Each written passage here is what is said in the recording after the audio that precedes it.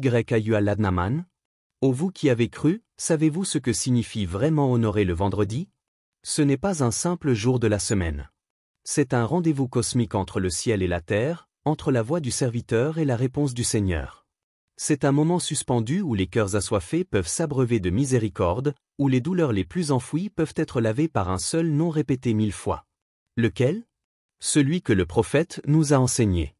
Celui qu'Allah aime qu'on répète sans cesse. Celui qui ouvre les portes que vous pensiez à jamais fermer. Livre ouvert. Invoquez-moi, je vous invoquerai. Coran 2, 152. Et toi, mon frère, ma sœur, que cherches-tu en ce vendredi? Une délivrance? Un miracle? Une paix intérieure? Alors écoute bien, répète ceci 1000 fois, et regarde ce qu'Allah va faire pour toi. Quand les mots guérissent les plaies invisibles. Il y a des douleurs qu'on ne raconte à personne. Des blessures qui ne saignent pas, mais qui consument de l'intérieur. Des cicatrices que même les larmes n'osent toucher. Tu sais, ces instants où tu es entouré, mais seul. Où tu es vivant, mais éteint. Où ton sourire devient un masque, et ton silence un cri que personne n'entend. C'est dans ces moments-là que certains hommes tombent, et d'autres s'agenouillent. Pas devant les hommes, mais devant leur Seigneur. Il était une fois un homme ruiné. Tout lui avait été retiré. Son argent, sa maison, son honneur. Même ceux qui l'avaient nourri de ses mains lui tournèrent le dos. Ce genre de chute où tu penses que ton nom est devenu un poison. Il errait sans but, le cœur brisé, l'âme essoufflée. Mais chaque vendredi, il se lavait, posait son front sur le sol, et murmurait, encore et encore, Y-Rab. Y-Rab? 1000 fois. 10 000 fois. Et il répétait, je n'ai plus de maison, mais toi tu es le refuge. Je n'ai plus de voix, mais toi tu es l'écoute. Au début, rien ne changeait à l'extérieur. Mais quelque chose, en lui, commença à vibrer. Comme si la lumière, lentement, s'infiltrait dans les fissures de son âme. Comme si son cœur, à force d'appeler, redevenait vivant. Il se rendit compte que le miracle ne se produisait pas autour de lui, mais en lui. Allah ne change pas l'état d'un peuple, tant qu'il ne change pas ce qui est en lui-même. Livre ouvert. En vérité, Allah ne modifie point l'état d'un peuple tant qu'il ne modifie pas ce qui est en eux-mêmes. Coran 13h11. Ce qu'il avait perdu était matériel. Ce qu'il gagnait maintenant était éternel. Sa voix était devenue un secret entre lui et Allah. 1000 fois, il disait Y-Rab, comme on souffle à une oreille invisible. 1000 fois, il répandait sur sa langue le nom qui guérit les cœurs. Et dans le silence du vendredi, il sentait que quelque chose s'approchait. Pas de l'extérieur, mais du ciel. Et un jour, sans bruit, sans fracas, Allah retourna la situation. Une opportunité surgit, inattendue. Une porte s'ouvrit, sans qu'il l'ait forcée. Les dettes furent effacées. Le respect revint. Mais rien n'avait autant de valeur que la paix qu'il avait trouvée dans le dhikr. Ce n'est pas ce qu'il avait reçu qui l'avait sauvé. C'est ce qu'il avait semé dans les moments de désespoir. Ce qu'il avait répété, encore et encore, malgré les murs, malgré les absents. Livre ouvert. Et sois patient, car ta patience ne vient que d'Allah. Coran 16, 127. Regarde autour de toi. Combien de gens sourient, mais sont morts à l'intérieur. Combien de cœurs sont assis à côté de toi, mais crient sans bruit. Et toi? Où es-tu blessé? As-tu raconté à tout le monde, sauf à celui qui t'a créé? As-tu supplié tout le monde, sauf celui qui peut tout? Et si le problème n'était pas l'attente, mais l'absence de persistance? Et si le dhikr que tu as abandonné était le fil qui te reliait au ciel? Combien de fois es-tu prêt à répéter Y-Rab, pour qu'en toi, quelque chose change à jamais? Livre ouvert. Qui donc répond à l'angoissé quand il l'invoque? Coran 27, 62. Ce verset, tu l'as entendu.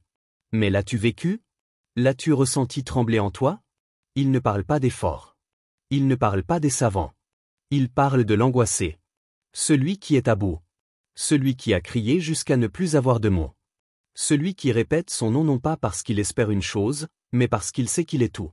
Il y a dans le nom Y-Rab, une tendresse que rien ne peut traduire. C'est l'appel de l'enfant perdu qui sait que son Seigneur est le seul à pouvoir l'écouter dans l'obscurité. C'est l'aveu d'une âme brisée qui dépose ses larmes dans les mains d'Allah.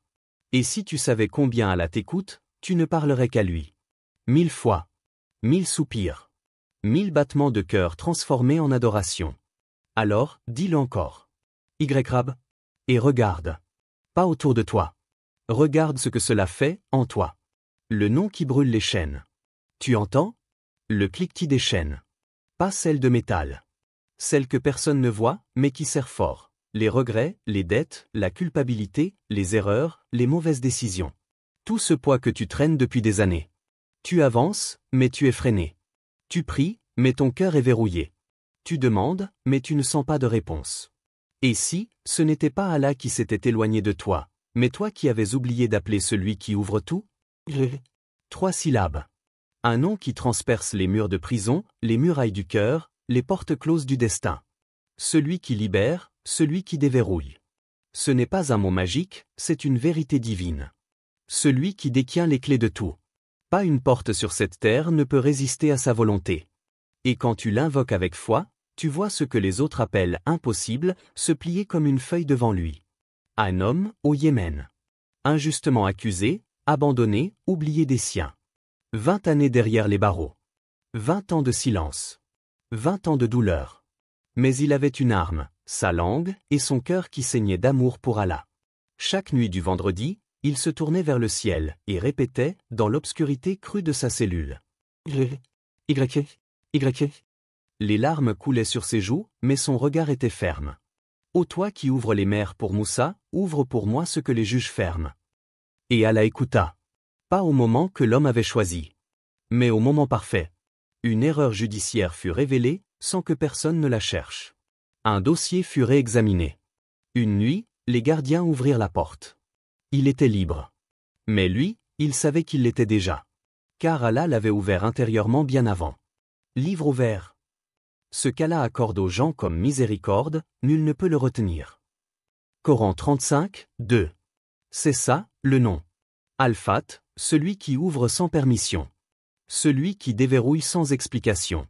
Celui qui te fait entrer dans des espaces où tu pensais ne jamais mettre les pieds. Et ce n'est pas seulement pour ceux qui sont en prison. Non. C'est pour toi, qui es enfermé dans les dettes. Pour toi, qui es bloqué dans un travail que tu détestes. Pour toi, qui ne parvient plus à aimer, plus à pardonner, plus à avancer. Combien de portes sont fermées dans ta vie? Combien de fois as-tu cogné sans réponse? Peut-être parce que tu frappais à la mauvaise porte. Peut-être parce que tu frappais avec orgueil ou avec doute. Mais aujourd'hui, le vendredi est là. Le ciel est prêt. Ton cœur est brisé, donc parfait. Il ne te reste qu'un mot. Et que ce mot devienne ta lumière, ton souffle, ton cri. Il y a des gens que personne ne veut aider. Des situations où tout est verrouillé, l'argent, les opportunités, l'amour, la foi. Mais Allah n'est pas un homme. Il n'a pas besoin de circonstances. Il a juste besoin d'un cœur qui l'appelle avec certitude. Livre ouvert. Dit, le mérite est dans la main d'Allah. Il l'accorde à qui il veut. Coran 3, 73. Et toi, que retiens-tu encore? Une blessure? Une rancune? Une honte? Une porte que tu refuses d'ouvrir par peur de tomber? Mais si Allah te l'a fait franchir, qui osera la refermer? Imagine. 1000 fois, Y-Fat.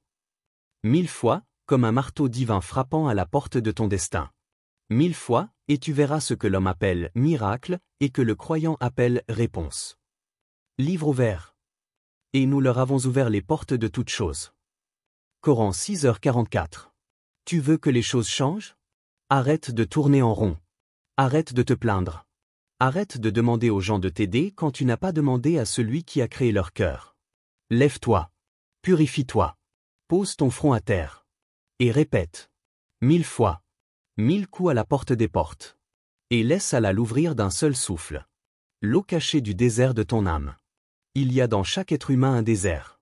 Un lieu intérieur, sec et silencieux, que personne ne visite. Même pas toi.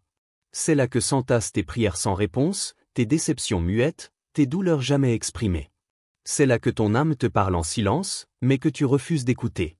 Et pourtant, c'est dans ce désert que jaillit l'eau. Pas celle que tu bois. Celle qui te rend vivant. Celle que seul Allah peut faire surgir, d'un mot doux murmuré 1000 fois.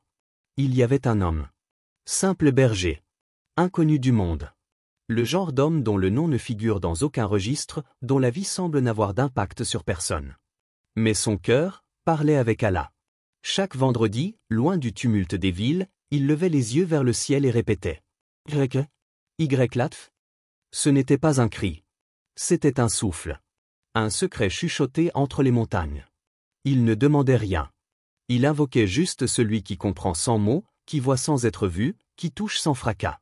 Il disait, je suis trop insignifiant pour qu'on me remarque. Mais toi, ô Latf, tu es si subtil, que même mon soupir, tu le recueilles.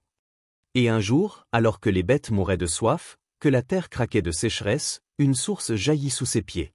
Pas une pluie. Pas un orage. Une source, douce, claire, soudaine. Comme si le ciel lui avait simplement répondu, j'ai entendu ce que tu n'as même pas osé formuler. Livre ouvert. Allah est plein de douceur envers ses serviteurs. Coran 42, 19. Tu vois, il y a des miracles qu'on n'obtient pas en suppliant fort, mais en invoquant avec tendresse. Il y a des portes qui s'ouvrent non pas parce que tu cries, mais parce que tu fais confiance. Latf n'est pas un nom pour les pressés. C'est le nom des patients. De ceux qui savent que même dans le silence, Allah travaille. De ceux qui croient qu'un soupir peut être une prière, si le cœur est sincère. Et toi? T'es-tu déjà permis de pleurer doucement devant lui? T'es-tu déjà arrêté pour l'appeler avec la douceur d'un enfant qui sait que son père ne le rejettera jamais? T'es-tu déjà autorisé à ne rien demander, mais simplement l'aimer, l'appeler, le reconnaître dans le silence? Les gens veulent du spectaculaire. Du changement visible. Du choc. Mais Allah, lui, est Latf. Il agit comme la sève qui monte dans un arbre sans bruit. Comme la lumière de l'aube qui envahit la nuit sans alerte. Il répare doucement. Il t'élève sans que tu le réalises. Tu crois que rien ne change, alors que chaque invocation que tu prononces te transforme imperceptiblement. 1000 Latf, c'est 1000 gouttes dans le puits de ton cœur sec. Livre ouvert. Il connaît le secret et ce qui est encore plus caché. Coran 20h7. Ce verset, c'est lui qui te parle. Il sait ce que tu caches même à toi-même. Il entend ce que tu n'as pas formulé. Et parfois, il te donne avant que tu demandes. Ou mieux encore, il te donne ce que tu aurais demandé si tu avais su ce qui est bon pour toi. Voilà la subtilité de sa miséricorde. Certains ne comprennent pas pourquoi leur cœur reste sec malgré les prières. Mais ont-ils prononcé Latf 1000 fois, avec foi? Ont-ils laissé l'eau descendre doucement au lieu d'exiger qu'elle jaillisse avec force? Le désert de l'âme ne se conquiert pas. Il s'écoute. Il s'humidifie lentement. Il se laisse arroser, par celui qui sait exactement où planter la graine de la guérison. Tu as peut-être oublié que tu es fragile. Tu as peut-être caché ta soif sous des couches d'activité, de distraction, de fierté. Mais Allah, lui, n'a jamais cessé de voir le désert que tu portes. Et il n'a jamais cessé d'y envoyer une brise légère, à condition que tu répètes encore et encore. Non pas pour qu'il te voie, mais pour que toi, tu le ressentes. Il y a une délicatesse dans le dhikr que seuls les cœurs brisés comprennent.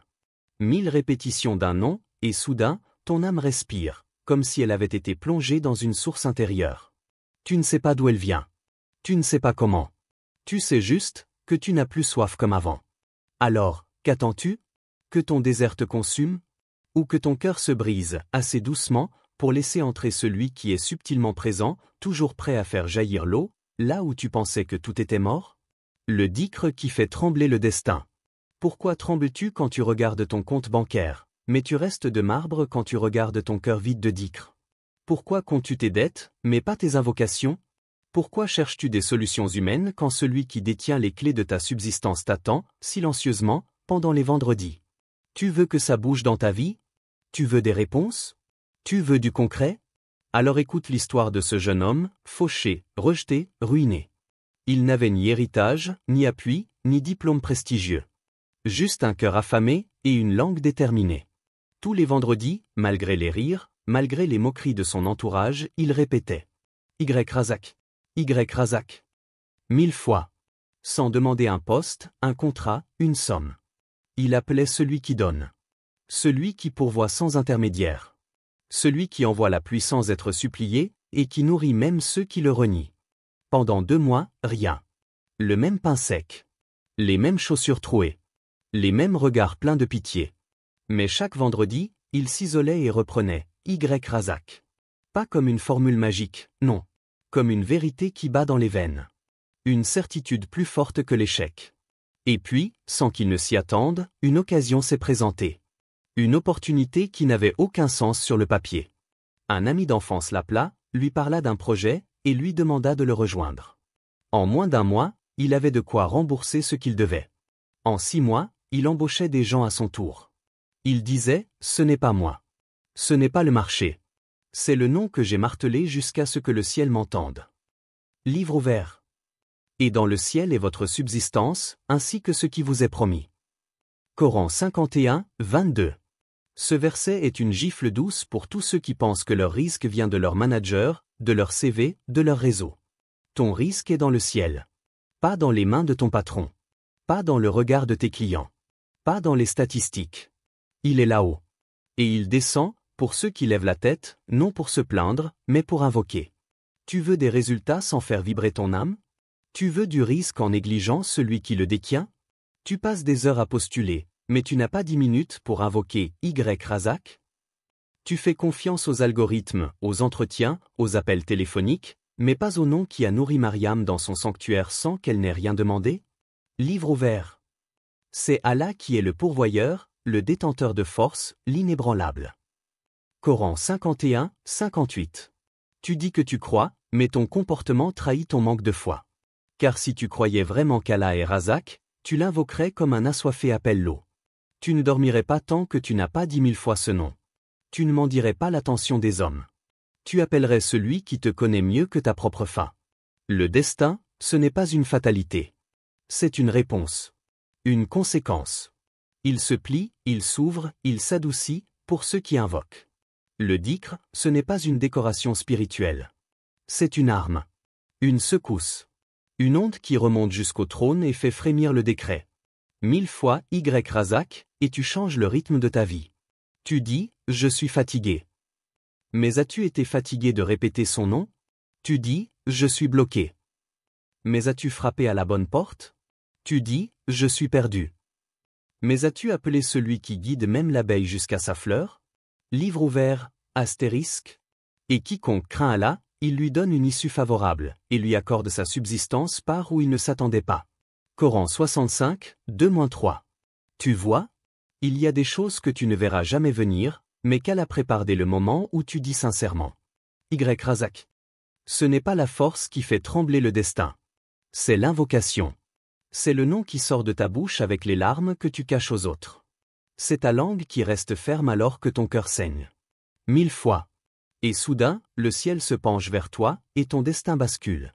Quand le ciel s'incline devant une invocation sincère.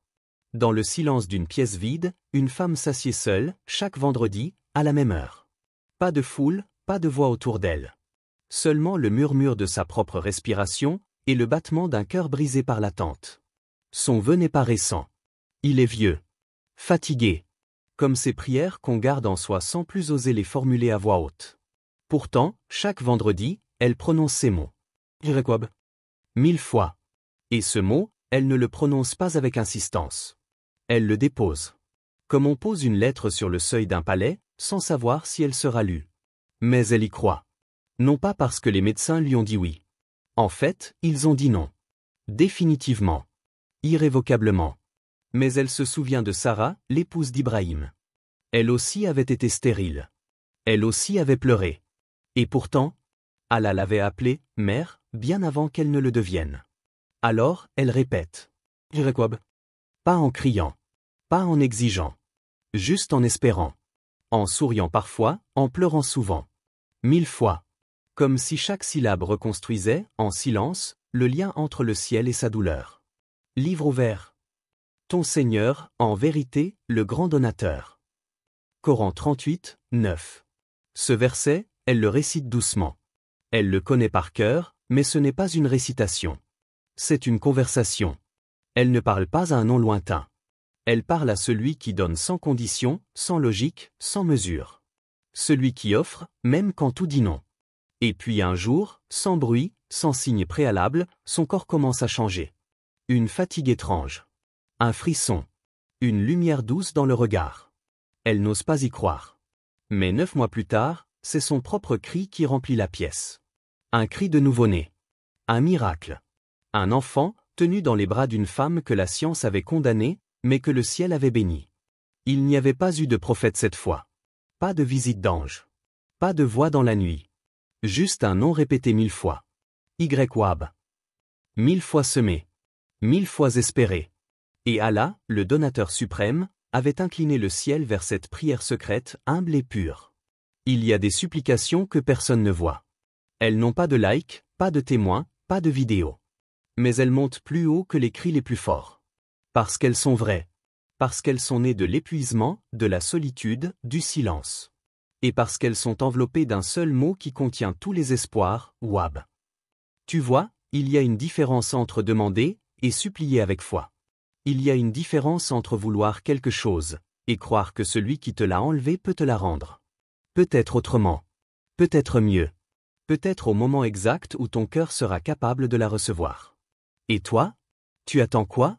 Depuis combien d'années as-tu enterré ce rêve en pensant qu'il était mort? Et si ce n'était pas la fin, mais juste un test? Et si ton souhait n'était pas rejeté, mais différé? Et si Allah attendait simplement que tu reviennes vers lui, non pas les mains levées, mais le cœur ouvert? Livre ouvert. Et Allah veut accueillir votre repentir. Coran 4h27. Peut-être as-tu cessé d'y croire parce que les gens t'ont découragé. Parce que le monde t'a dit que c'était impossible. Mais Allah ne connaît pas ce mot. Il est celui qui crée à partir du néant. Celui qui donne sans logique. Celui qui offre à qui il veut, quand il veut, sans rendre de compte. Alors pourquoi ne pas répéter, toi aussi, YWAB, 1000 fois ce vendredi? Pas pour forcer une bénédiction. Mais pour ouvrir ton cœur à celui qui donne mieux que ce que tu demandes. Pour rappeler à ton âme que rien n'est fini tant que le donateur suprême n'a pas parlé. Et il parle, parfois sans mots. Il répond, parfois sans signe. Mais il donne. Toujours. À ceux qui l'invoquent avec sincérité. 1000 battements, une seule réponse. Mon frère, ma sœur, tu cherches une réponse, mais tu n'as pas encore prononcé les 1000 appels. Tu cherches un miracle, mais tu n'as pas encore prononcé 1000 fois YRAB. Allah aime ceux qui l'appellent avec insistance. Chaque mot est une lumière. Chaque nom est une clé. Ce vendredi, arrête-toi, ferme les yeux et répète. 1000 fois. 1000 battements du cœur. 1000 tremblements d'âme. Et regarde ce qu'Allah fera pour toi. Livre ouvert. Et votre Seigneur dit, invoquez-moi, je vous répondrai. Coran 40, 60. Bulle et maintenant, pose-toi cette dernière question. Si tu ne fais pas ce dhikr ce vendredi, alors quand? Si tu n'ouvres pas ton cœur aujourd'hui, alors à quel autre moment attends-tu qu'Allah change ta vie?